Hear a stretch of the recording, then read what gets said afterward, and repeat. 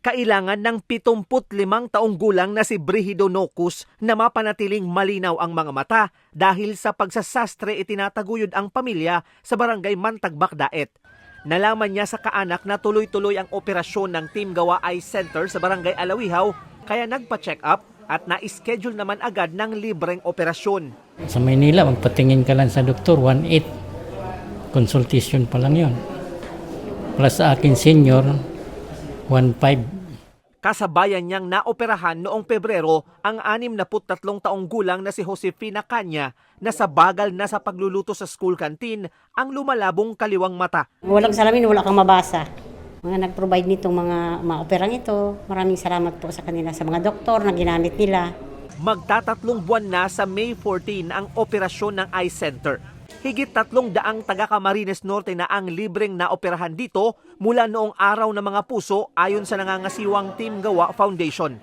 Mahigit 600 individual na rin anila ang sumailalim sa libreng check-up ng mga doktor na ibinyahe ng foundation mula sa mga premyado at pribadong ospital sa Maynila.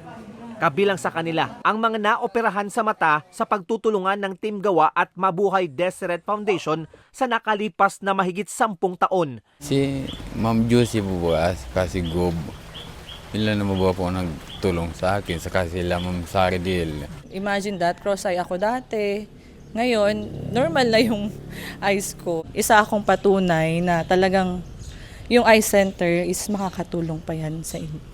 Yung tumaas pa yung confidence ko. Dati po mahihayin po ako. Siyempre yun nga po may disability ako. Buti nga at nakaabil kami noon kay Ma'am Saradel.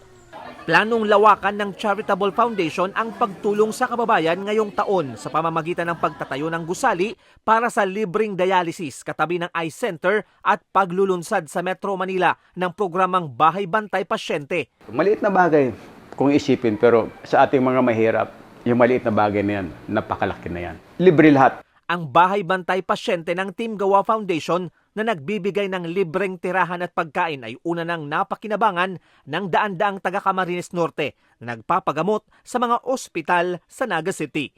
Kung wala po itong Bahay Bantay, wala po kaming ibang matutuluyan. Dito kami nahihirapan sa pagdiligo, paglalaba.